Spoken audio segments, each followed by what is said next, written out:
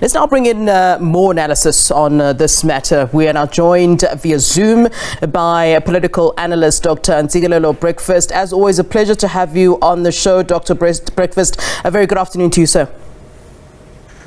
Thank you very much for having me. You're most welcome. All right, let's talk about, intention when it comes to Arthur Fraser. We were just chatting, my colleague and I, Samkela Maseko, and, it seems as though there are some people who would say that there was a smear campaign against the president and possibly being led by Arthur Fraser himself.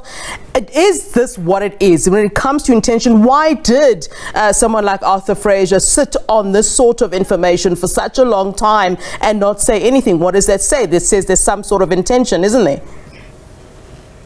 Well, Flo, I think the timing in which you respond to the battlefield determines the outcome of the war. So he is being strategic by spilling the beans at the moment because he knows what is at play. For instance, the upcoming conference of the ANC is just around the corner. Yeah. If everything goes according to plan and the president is charged, it means that the step aside principle must kick in. So I think that is the objective realization. I'm not saying that he's going to achieve that, but I think that is the rationale behind. That's why he waited for a long time before he laid bare these charges. But I think there is a case, Flo, to answer. Because the question is, why did the president not report the incident, even though he does confirm that a substantial amount of money was stolen on his farm?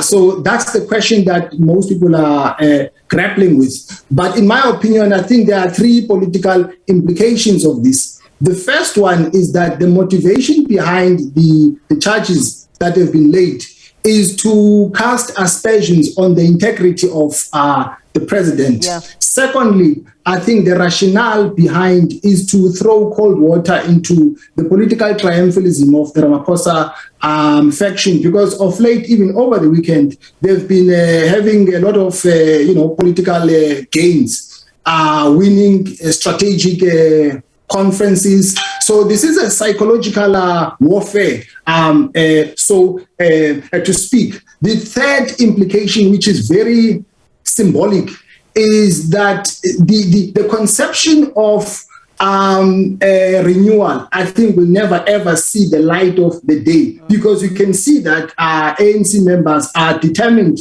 to destroy each other at all costs. And that leads me to my next question, and I put it to Samkela, the issue of closing rank. I mean, you talk about the step aside issue, and of course we know that will happen, or it's supposed to happen, when someone is in fact formally charged. Do you see the ANC and I suppose the Ramaphosa faction, if one wants to put it that way, in fact closing rank around the president, so that we don't get to that point where we see a formal charge, and then having to have this investigation at a terrible time, really, for President Cyril Ramaphosa?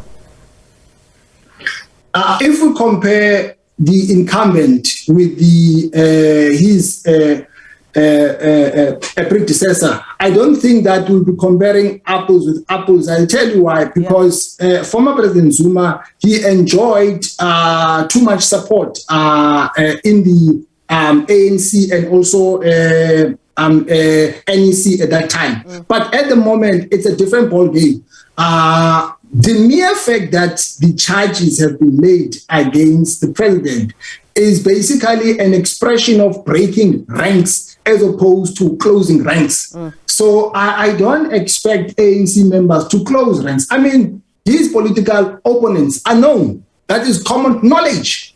So how can it be that they become the ones that are going to close ranks? So I don't see that coming. Instead, they're going to use that to dislodge him from the helm of power, or to prevent him from coming back for a second term. I'm not saying that is going to happen, but I think they're going to take a strategic advantage of this current situation. I know you said we shouldn't, compare apples to oranges, but I'm going to do it again. I need to go back to the previous administration, Dr. Breakfast. I read an opinion piece over the weekend, and I think it was titled something like, South Africa's problems cannot be blamed on President Ramaphosa. Unfortunately, some sort of a precedent has been set in that, when we do have some sort of problems, when there is a tinge of, reputational damage, when there is some smell of corruption, that of course, then we say, well, Mr. President, has that precedent been cemented in that, we can't get out of it? And can the president come out unscathed from all of this that's happening currently? I think the jury is still out, Flo. I think President Ramaphosa, maybe he committed when he was campaigning for the position that he holds at the moment, because he made a lot of commitments that he has not honored in terms of growing the economy, creating jobs, reducing poverty. And he has not achieved those things. And I get the sense that most of the time he's trying to find comfort in COVID-19. But most of these problems, they were there even before the outbreak of COVID-19. So he has not lived up to expectations of many people. And that is what his political opponents are taking advantage of by taking a swipe at him. But of course, these allegations, I think as a country, we must take them in serious light and not take them lightly. All right, Dr. Breakfast, it's always a pleasure to have you on the show. Thank you for your time, sir. Thanks, Flo. All right, that is Dr. Ntsikelelo Breakfast, a political analyst. They're also weighing in on President Cyril Ramaphosa.